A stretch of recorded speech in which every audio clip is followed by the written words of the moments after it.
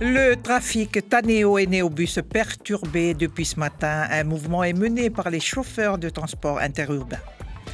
On reparle du prêt de 28,5 milliards de francs CFP accordé à la Nouvelle-Calédonie par l'Agence française de développement. Les conditions de remboursement divisent et le vote du budget supplémentaire par le Congrès a dû être reporté. L'invité sport ce vendredi sera Steven Sleffen, conseiller technique du Comité national de cricket de Nouvelle-Calédonie. Les usagers du réseau Taneo, de nouveau impactés par un mouvement de grève aujourd'hui, une grève initiée par 80% des conducteurs. Depuis la signature du protocole d'accord le 9 juillet dernier, les relations entre salariés et la direction de Car Sud ne se sont pas arrangées. Dave Wayo-Nasson. Effectivement, Malia, perturbation sur le réseau Taneo ce vendredi en cause. Vous l'avez dit, un mouvement de grève des conducteurs de bus, une initiative d'une intersyndicale UTCFE, USWINC et USTKE. 80% des chauffeurs de bus ont suivi le mouvement. Alors, du côté des usagers, c'est l'incompréhension. Retard pour se rendre sur leur lieu de travail ou dans les établissements scolaires. Après le protocole d'accord signé le 9 juillet dernier, l'intersyndicale affirme qu'elle a tout mis en œuvre pour améliorer ses relations avec la direction, mais que celle-ci, je cite, joue la sourde oreille. L'intersyndicale qui pointe du doigt de nouveau le management de la société. Les grévistes soulignent qu'en un mois, il y a eu plus de 70 procédures disciplinaires et d'ajouter qu'il y a eu un audit, mais que la direction s'est servie des conclusions de cet audit contre les salariés. L'intersyndicale veut désormais échanger avec un autre interlocuteur et traiter avec Promo Sud, l'actionnaire principal de Taneo. On écoute Daniel Talia, le porte-parole de l'intersyndicale. Concrètement, qu'est-ce que vous demandez aujourd'hui ? Aujourd'hui, nous, on demande à changer d'interlocuteur.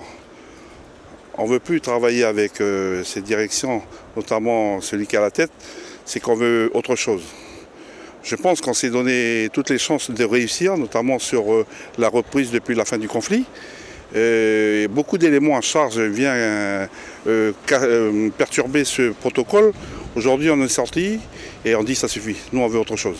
Pourtant, il y a eu un audit de fait là-dessus. Oui, je pense que l'audit qui a été piloté mené par Promo Sud, que je rappelle c'est notre actionnaire majoritaire, a bien démarré. La neutralité a joué dans tous les sens parce que les échanges ont été équitables. Et ce qui nous a vraiment choqué, c'est que c'est le PDG qui a fait le compte rendu. On n'a pas compris. Et du coup, l'audit a perdu sa neutralité parce qu'au travers de l'échange, on ne s'est pas reconnu. Tout ce qu'on avait dit ne reflétait en rien sur l'intersyndicale. Voilà, la direction de Taneo devrait communiquer dans l'après-midi. Et du côté des grévistes, pour l'instant, aucun mot sur la poursuite ou non du mouvement. Les grévistes doivent se réunir en fin de journée, Malia. Merci beaucoup, Dave Wayo-Nasson. 3 nouveaux cas de Covid-19 ont été détectés hier parmi les 142 tests de dépistage effectués. Les 2 premiers sont un homme et un enfant. Le 3e est une femme. Ils ont été testés à l'issue de leur 14e à l'hôtel et ont été transférés à l'unité dédiée au Médipôle. La Nouvelle-Calédonie compte désormais 26 cas confirmés de coronavirus. À Ponériouin, une trentaine de personnes ont marché ce matin vers la mairie pour demander des solutions. Depuis 2 mois, le dispensaire est fermé et les habitants de la commune sont obligés d'aller se faire soigner à Poindimier. Marguerite Poigoun, vous suivez cette action? C'est exact, Malia. Alors, la marche a commencé du marché municipal pour se rendre à la mairie avec des banderoles où sur l'une d'elles était inscrit vol et délinquance, rien n'a changé, injustice totale ou laxisme. Des actes de délinquance pour lesquels les auteurs ont été interpellés et relâchés ne comprend pas un habitant et les vols continuent, ajoute-t-il. Des actes de délinquance dont a été victime le dispensaire de Ponériouin entre le 4 et le 5 juillet dernier et qui pénalise toute la population car le centre médico-social est toujours fermées et les habitants de Poneriouan sont obligés d'aller se soigner à Pointe-Dini. C'est l'autre raison de la marche de ce matin. Ils étaient une trentaine, pas nombreux, a souligné Clément Grochin, un habitant de la tribu de Grand-Du. Avec force, il regrette que la population ne se soit pas mobilisée car la santé, c'est l'affaire de tous. Les manifestants regrettent ne pas avoir été reçus à la mairie, personne pour les rencontrer. L'un des adjoints au maire, pris ailleurs, nous a indiqué que les élus n'ont pas été informés de cette mobilisation et sont occupés sur d'autres rendez-vous ce 4 septembre, mais restent ouverts à la discussion. Les habitants de Poneriouan programment une autre mobilisation dans les prochains jours qui pourrait monter d'un cran. À Poneriouan, Marguerite Poagoun, la première.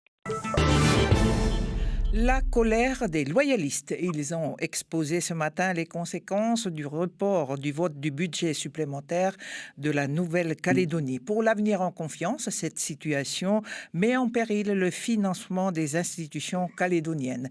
À Calédonie Ensemble, en revanche, cette initiative a pour but de débattre réellement sur la contrepartie du prêt de l'AFD. Cédric Wakauniem.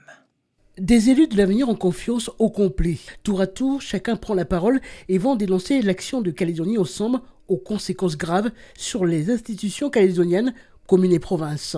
Sans dotation aux collectivités, la situation tend à être critique.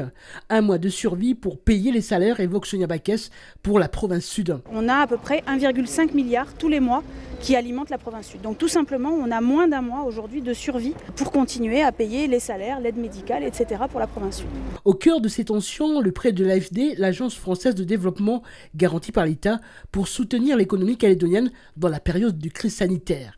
Sur les 28,5 milliards de francs CFP, 50% ont déjà été consommés par le gouvernement. Sans l'adoption du BS, budget supplémentaire, le plan de relance de l'économie tardera, comme le financement du dispositif de chômage partiel. Yoann Le Courrieux, membre du gouvernement en charge du budget. Le budget supplémentaire devait acter la prise en compte dans la globalité du prêt AFD garanti par l'État et qui permettait donc de mettre de la trésorerie dans les budgets de la Nouvelle-Calédonie et de financer l'ensemble des dépenses. À Calédonie Ensemble, l'ajournement de la séance n'est pas dans l'optique de paralyser l'économie calédonienne. Depuis 4 mois, le parti de Philippe Gomez demande au gouvernement un débat en séance extraordinaire au Congrès. Philippe Michel, le chef de groupe de Calédonie Ensemble. Pendant des mois, le gouvernement nous a expliqué qu'il avait signé des engagements, mais qu'en réalité, ces engagements n'étaient pas contraignants.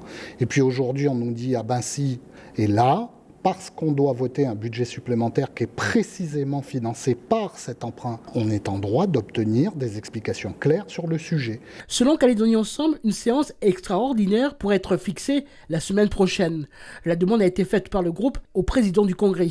Si le calendrier se précise, le vote du budget supplémentaire serait prévu dans une dizaine de jours.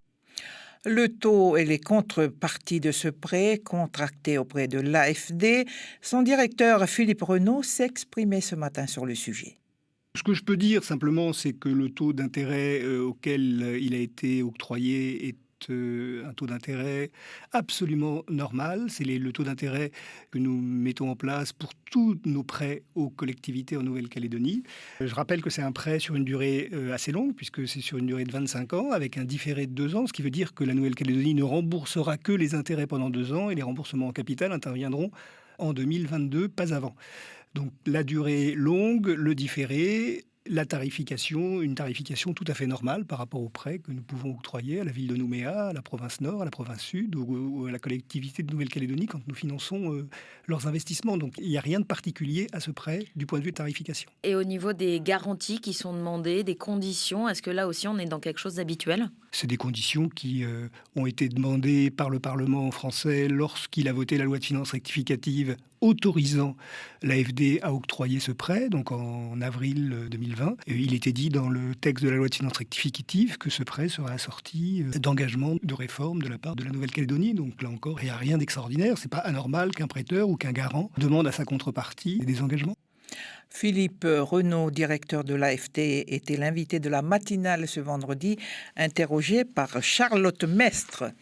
Avis réservé du Conseil économique, social et environnemental, il se réunissait ce matin pour examiner 2 avant-projets de loi de pays instituant une redevance sur les extractions extraction minière et une taxe à l'exportation de produits miniers. Sur le principe, le CESE n'est pas contre ce texte qui prévoit notamment la création d'un fonds pour les générations futures avec les recettes fiscales, mais il a estimé qu'il n'avait pas assez d'éléments chiffrés pour donner un avis étayé. Avant de retrouver William Lecrin et son invité pour parler cricket, on s'intéresse au parcours du gardien de but Jean-Gilles Namouko, 24 ans, 1m99, qui a rejoint l'équipe belge de Frélange. Il a signé un contrat pro de 3 ans en début de semaine. Le gardien international néo-calédonien, qui a joué en France, au Portugal et au Luxembourg, se lance un nouveau défi et n'hésite pas encore une fois de franchir les frontières pour acquérir de nouvelles expériences. Jean-Gilles Namouko. Ce transfert m'a encore une fois demandé beaucoup d'efforts, surtout par rapport à l'adaptation, à leur style de vie et à leur style de jeu surtout. Après ces 3 ans passés dans 2 clubs luxembourgeois, j'ai reçu une proposition des plus intéressantes en Belgique. D'ailleurs, aujourd'hui, je peux vous annoncer officiellement ma signature dans le club de Frélange, un club de D2 belge. J'espère que cette signature et ce nouveau contrat m'apportera que de bonnes choses pour cette saison et me rapprochera surtout de mon rêve d'enfant. J'espère juste que la saison n'aura pas de rupture prématurée comme lors de la dernière saison par rapport au Covid-19. Jean-Gilles Namouko, gardien international néo-calédonien, joint au téléphone par William Lecrin. William Lecrin qui nous a rejoint avec son invité. Bonjour. Bonjour Malia et bonjour à tous. L'invité sport sur la première. Avec ses 2262 licenciés, le cricket figurait l'an dernier à la 3e marche du podium des disciplines les plus pratiquées en Nouvelle-Calédonie. Derrière le football avec ses 10 309 licenciés et la natation 3639 licenciés. Le Comité national de cricket de Nouvelle-Calédonie a pour objectif d'étendre sa discipline sur l'ensemble du territoire. Mais la crise du Covid-19 a conduit les organisateurs à bouleverser le calendrier général. Pour nous en parler, Steven Sullivan, bonjour. Bonjour. Vous êtes le conseiller technique sportif du Comité national de cricket de Nouvelle-Calédonie. Avec la crise du Covid-19, on le disait, le calendrier sportif a été bouleversé. Oui, donc c'est ça. Dans les districts, ils ont dû réorganiser. Donc, faire souvent que des matchs allés. Mais pour la plupart, ils ont quand même parvenu à faire des matchs retour aussi. Et donc, là, ce week-end, on aura donc les finales du district de Nouméa, où à l'affiche, on aura un gros match déjà. C'est le match qui va opposer la JS Ouvéa à la JS Marais. Et on a quand même le champion territorial en titre, l'ASB Romas, qui est quand même qualifié pour l'autre demi-finale face à l'équipe de Nîmes. Et à l'issue de ces demi-finales ? Donc, à l'issue de ces demi-finales, on aura le championnat provincial sud qui se déroulera les 10 et 11 octobre à Ndu avec les représentants du comité district de l'île des Pins. Et il me semble que c'est Cuny Espoir qui représentera l'île des Pins à cette échéance provinciale. Steven Selefen, nous venons de parler du championnat qui concerne le sud, Nouméa et l'île des Pins. Maintenant, que se passe-t-il du côté des îles Loyauté ? Aux îles Loyauté aussi, tant bien que mal, les bénévoles ont réussi quand même à organiser leur compétition.